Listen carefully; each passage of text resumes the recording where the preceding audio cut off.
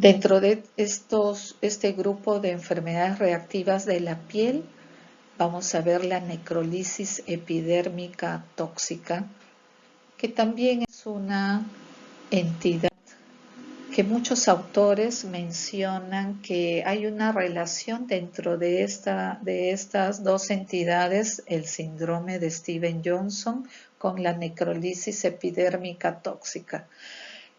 Ellos mencionan que el síndrome de Stevens-Johnson tiene un compromiso menor al 10%, pero puede haber una superposición entre el síndrome de Stevens-Johnson y la necrólisis epidérmica tóxica, que esto puede ser entre un 10% a un 30% de compromiso de la superficie corporal.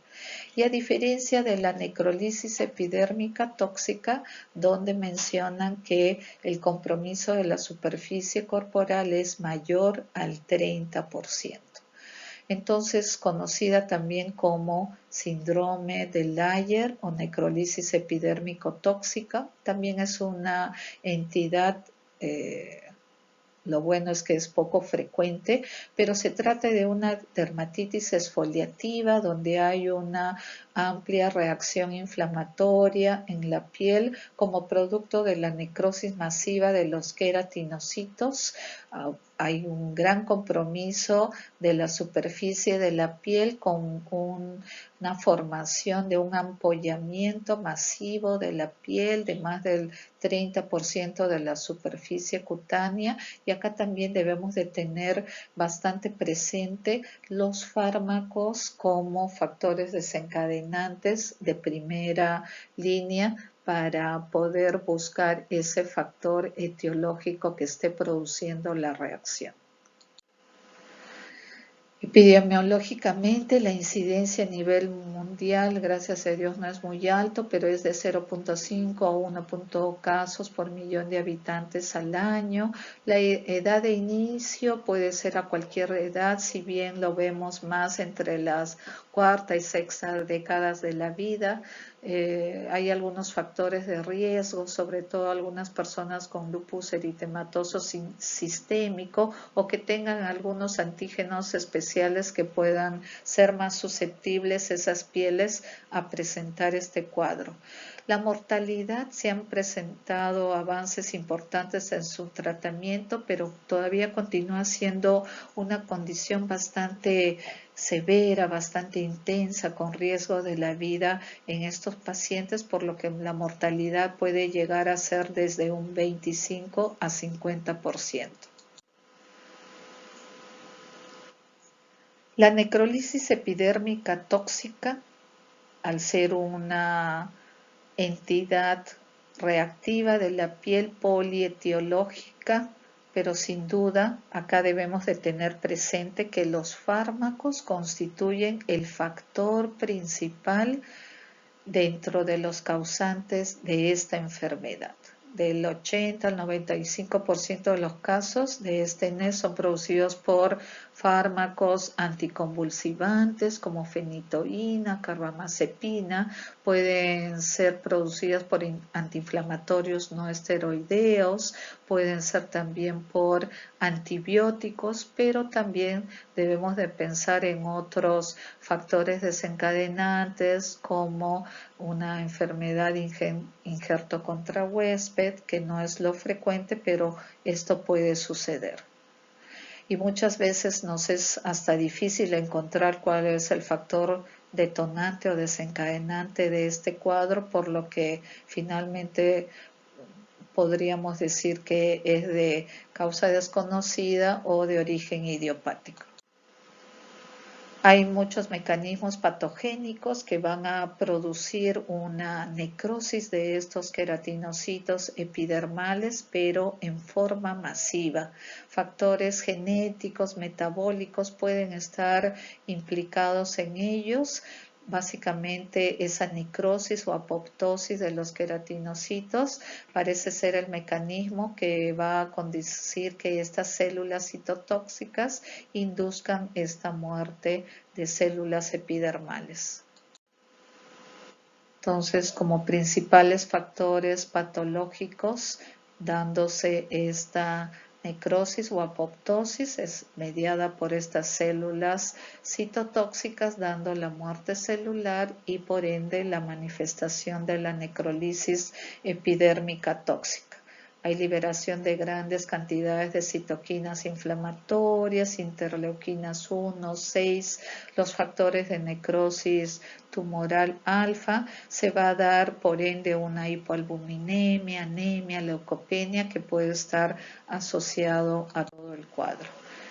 Clínicamente es como una forma de síndrome de Stevens-Johnson, pero mucho más severo, más intenso. Vemos en estos pacientes que manifiestan unos síntomas no tan específicos, también con un prodromos como fiebre, malestar general, decaimiento, dolor de garganta, se puede instalar hasta náuseas, vómitos, mucho dolor articular o muscular. La aparición instantáneamente de reacciones cutáneas, lesiones eritematosas, erosivas, con gran desprendimiento de las capas superficiales de la piel, siendo estas lesiones bastante dolorosas. Aparición de vesículas, ampollamiento también a nivel de las mucosas. Esto va a producir también la característica principal en esta enfermedad. La piel es bastante friable, al menor roce va a producir el desprendimiento de la piel. Esto es un signo bastante característico llamado signo de Nikolsky. Diríamos que es un signo de Nikolsky positivo. Hay una extrema facilidad para el ampollamiento de la piel y básicamente no vamos a ver las ampollas porque estas se rompen rápidamente, por lo que vamos a ver clínicamente grandes zonas erosivas de la superficie de la piel. Al comienzo pueden darse un gran eritema a nivel de la piel y rápidamente estas lesiones se van haciendo grandes placas erosivas o denudadas y muchas veces exudativas. Entonces el diagnóstico básicamente es un diagnóstico clínico con la formación de las lesiones características en grandes áreas de la superficie de la piel. Si hacemos un estudio histopatológico, vamos a ver que se va a dar una gran necrosis de los queratinocitos a nivel de la epidermis, pero en forma masiva. Eso nos está dando la característica de estas lesiones erosivas a nivel de la piel. Los estudios inmunohistoquímicos casi siempre se realiza para descartar otro tipo de enfermedades. El tratamiento, si bien no existe un tratamiento definitivo, pero básicamente es muy similar al síndrome de Stevens-Johnson. Los cuidados principales que debemos de tener en estos pacientes, desde ubicarlos en una sala de cuidados intensivos, donde podamos hacer el cuidado desde lo que es la temperatura, reposición de líquido, de electrolitos, el cuidado de la pérdida de proteínas, que es bastante severo en estos pacientes. Debemos de pedir la ayuda respectiva en diferentes especialidades que a su vez nos van a poder dar también diferentes tratamientos para todos en conjunto tener la mejoría en estos pacientes.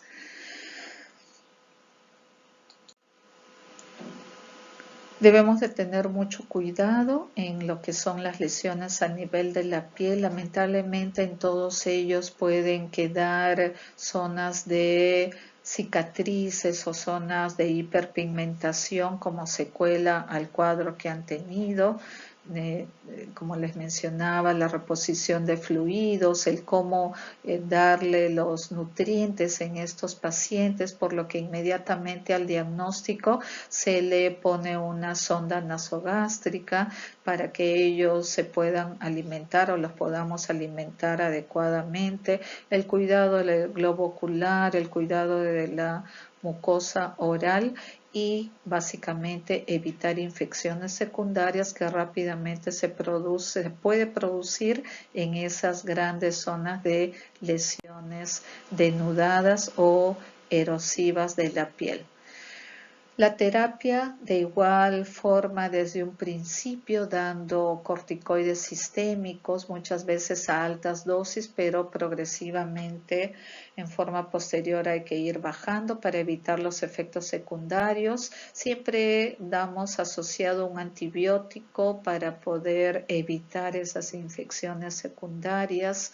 En algunos pacientes inclusive la inmunoglobulina intravenosa y hasta plasmaféresis puede también ayudar mucho a la recuperación de ellos.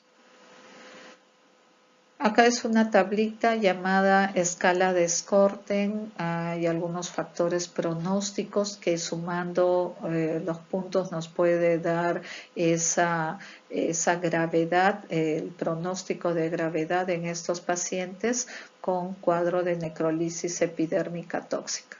Si son pacientes de más de 40 años, si tienen algún antecedente de algún cáncer, en estos pacientes tenemos que ver la superficie corporal, cómo está su urea sérica, el bicarbonato y la glicemia en ellos. Entonces todo esto nos da un score para ver también el pronóstico de la gravedad en estos pacientes.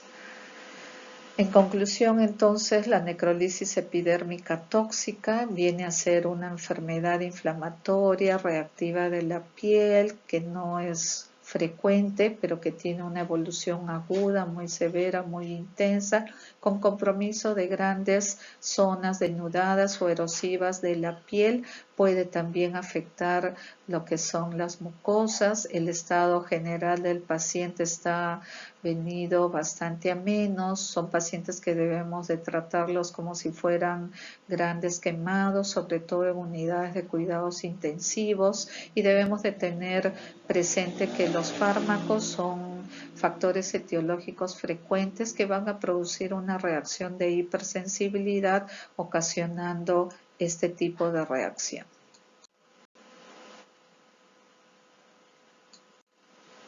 Y finalmente, dentro del grupo de enfermedades reactivas de la piel tenemos al eritema nodoso. En todas estas enfermedades, desde la urticaria, el eritema multiforme, la necrolisis epidérmica tóxica y ahora el eritema nodoso, hemos visto que todas ellas tienen característica clínica diferente, pero lo principal es que todas ellas obedecen a diferentes factores etiológicos y de ahí debe estar dirigido el hecho de hacer una buena historia clínica, el hecho de que nosotros podamos encontrar el factor etiológico desencadenante de la enfermedad y además de lo que clínicamente vamos a ver en estos pacientes. En el caso del eritema nodoso es un síndrome nodular, quiere decir la formación de estas lesiones nodulares se produce como efecto de una paniculitis aguda, también es una reacción de hipersensibilidad celular retardada desencadenada por diversos estímulos antigénicos, pueden ser desde infecciones, enfermedades inflamatorias, la presencia, la ingesta de fármacos, de repente una neoplasia oculta o inclusive durante el embarazo, curiosamente algunas mujeres durante el embarazo lo manifiestan y una vez que dan a luz ya este cuadro desaparece. Es un cuadro benigno, puede evolucionar hacia una cronicidad o ser recurrente, no es infrecuente tener esta característica en algunos pacientes. En muchos casos es idiopático porque no logramos encontrar el factor desencadenante, pero lo principal es hacer el diagnóstico clínicamente. Podemos hacer una confirmación del diagnóstico con el estudio anatomopatológico y básicamente encontrar el factor etiológico. La edad, la mayoría de casos de este eritema nodoso aparecen entre la segunda, tercera década de la vida, no significando que menos de esta edad o más de esta edad también lo puedan tener los pacientes. La etiología, se han descrito muchos factores desencadenantes o asociados a este eritema nodoso. Algo que hay que tener muy en cuenta, por ejemplo, en la etapa infantil, todos los cuadros de infecciones estreptocócicas nos pueden llevar a un eritema multiforme. Por eso, si a pesar de que nosotros veamos la formación de lesiones nodulares, cuyas características las vamos a ver más adelante, pero ese paciente tiene un foco infeccioso, una vez que tratamos el foco infeccioso pueden desaparecer las lesiones nodulares. Lo mismo sucede en la población adulta. En algunos casos no siempre vamos a encontrar el factor etiológico desencadenante, pero las infecciones pueden presentarse en estos pacientes y ese ser el detonante de esta formación de lesiones nodulares en este cuadro de eritema multiforme. Por ejemplo, en algunas mujeres que sufren de infecciones urinarias a repetición, en algún momento pueden tener estas lesiones nodulares. Una vez que se inicia un tratamiento ante el diagnóstico de una infección urinaria, progresivamente las lesiones nodulares van desapareciendo.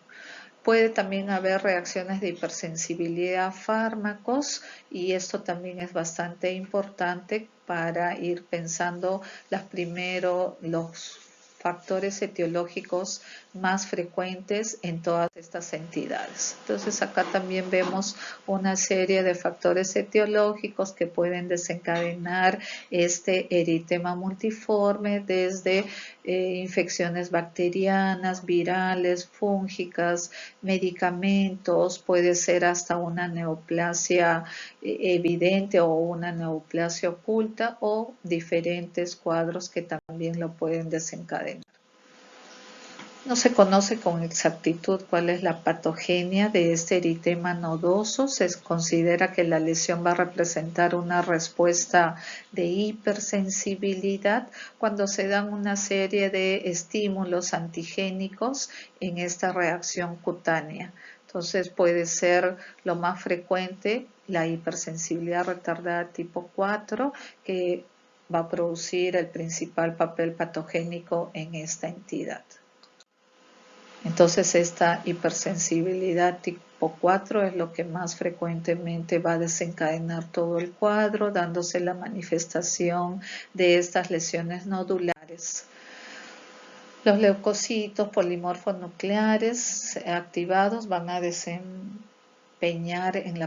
a desempeñar en esta patogenia del eritema nodoso. Todo esto va a producir una cascada de reacciones que van a producir la inflamación a nivel de la piel y también a nivel de los vasos sanguíneos, dando esta manifestación a nivel de la piel. Clínicamente se manifiesta por la aparición de lesiones nodulares eritematosos que aparecen en forma súbita, cuya localización es a nivel de la región pretibial. Estas lesiones al comienzo no son muy evidentes porque tenemos que recordar que los nódulos se forman en la profundidad de la dermis o hipodermis. Progresivamente y con un mayor compromiso, ya estas lesiones se van haciendo más evidentes en la superficie de la piel.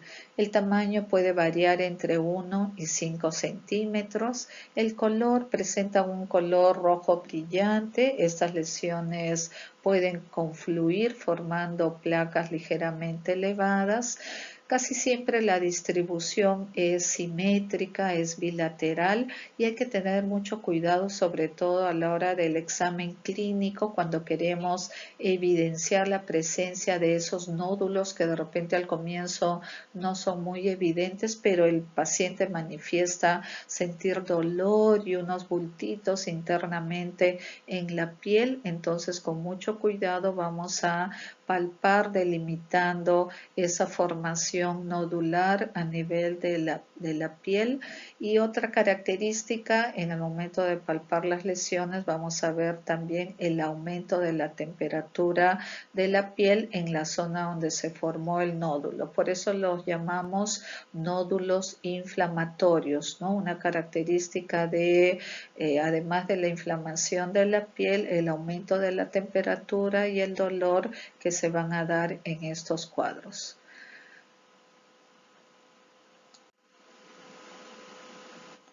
A medida que estos cuadros van avanzando, los nódulos, que pueden ser únicos o múltiples, se van haciendo en algunas zonas más confluentes con estas placas un poco más grandes.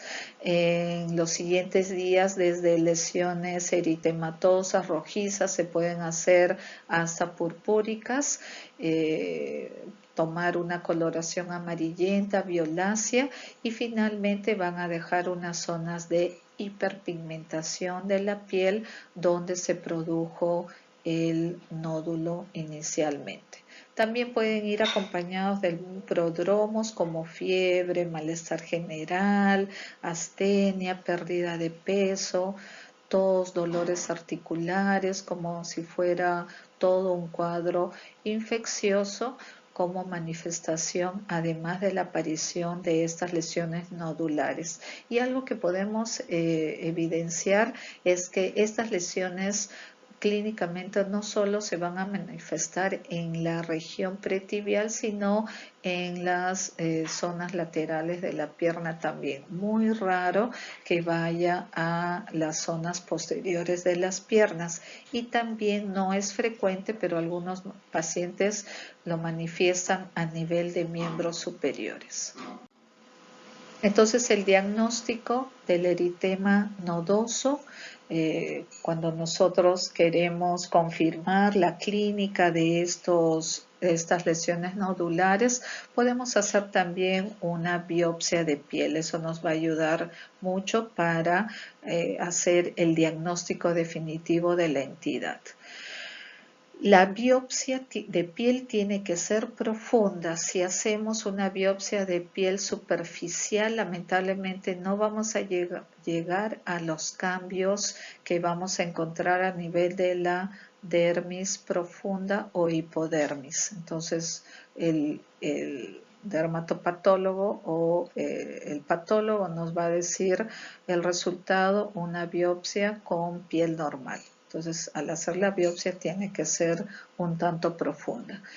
Podemos también hacer uso de algunas pruebas, sobre todo en aquellas sospechas de infecciones que están asociados a este cuadro, por lo que solicitamos un hemograma, una velocidad de sedimentación, de repente un hisopado faríngeo para hacer el cultivo respectivo, una prueba de antiestreptolicinas, un PCR, si sospechamos algún cuadro respiratorio, pulmonar, una radiografía de tórax, y definitivamente también ante la sospecha de la asociación con una infección urinaria, el examen completo de orina nos va a ser de mucha ayuda. Entonces, una buena historia en todos estos pacientes para ir de historia clínica, para ir evidenciando qué factor desencadenante es el posible factor en cada uno de estos pacientes, algunas pruebas complementarias, como hemos mencionado, para poder llegar al diagnóstico definitivo. Cuando hacemos una histopatología, vamos a ver que básicamente la epidermis está indemne y todo el cuadro, toda la inflamación se va a dar a nivel de dermis profunda o hipodermis. Y esto se va a producir un infiltrado de células inflamatorias que van a ir a las áreas periceptales de los lobulillos grasos y puede extenderse también hacia el centro de estos lobulillos, ¿no? Hay una gran reacción inflamatoria y esto básicamente es a base de polimorfos nucleares neutrófilos que van a rodear los capilares, edema, pueden haber fenómenos hemorrágicos y progresivamente ya se va instalando otro tipo de infiltrado inflamatorio como histiocitos, células gigantes multinucleadas, finalmente zonas de fibrosis y a veces la formación de granulomas. En este eritema nodoso no hay vasculitis, hay formas de vasculitis que pueden tener una apariencia como si fuera un eritema nodoso, pero hacemos una biopsia de piel y vamos a evidenciar en el eritema nodoso que no se produce vasculitis. En otras formas sí hay compromiso vascular. Entonces, todos estos cuadros inflamatorios que se van dando a nivel de la piel, en la epidermis está indemne, la dermis superficial también está indemne y todo el cuadro inflamatorio se va a dar a nivel de dermis profunda o hipodermis. El tratamiento va de este eritema nodoso es primero que es una entidad benigna, autolimitada, no va a dejar ninguna secuela, de repente excepto por ahí alguna zona de hiperpigmentación, pero básicamente cuando hablamos del tratamiento va a depender de la enfermedad subyacente. Si se trata de una infección de vías respiratorias altas, damos el tratamiento respectivo. Si se trata de un cuadro de infección urinaria, entonces damos el tratamiento para la infección y eso también nos va a dar nos va a producir, el tratamiento nos va a ayudar a que desaparezcan las lesiones progresivamente. Un poco más difícil es cuando no encontramos el factor desencadenante, entonces tenemos que ir buscando a través de pruebas, exámenes auxiliares complementarios para ver qué factor es el desencadenante de esta enfermedad. Si no encontramos todavía el detonante de la enfermedad, un tratamiento sintomático, dependiendo de lo que manifieste el paciente, nos va a ayudar en el tratamiento de ellos.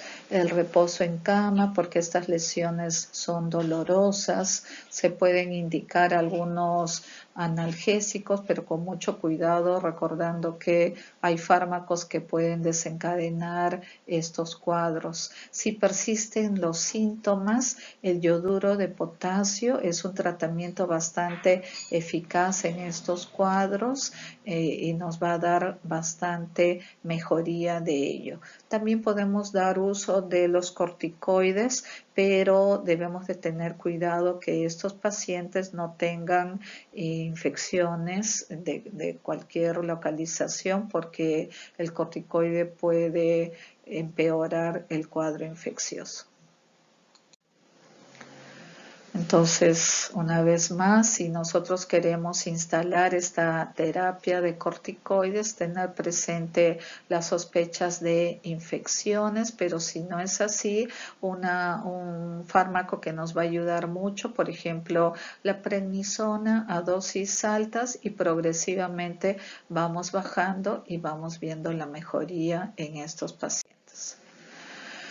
Entonces, para concluir, el cuadro del eritema multiforme también es una enfermedad reactiva de la piel que se caracteriza por la formación de lesiones nodulares, inflamatorias, cuya localización preferencial es a nivel de la región pretibial, puede ser también hacia los lados de las piernas, pueden ser únicas o pueden ser múltiples, casi siempre simétricas, y otra característica es es que son lesiones dolorosas.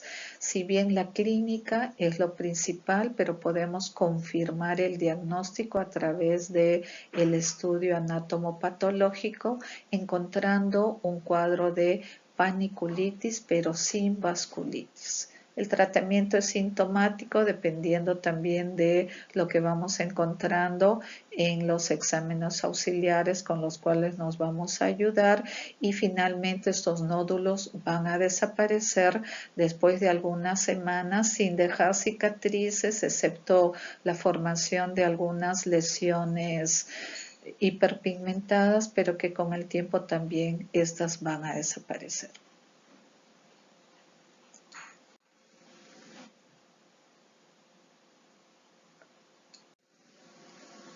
Gracias.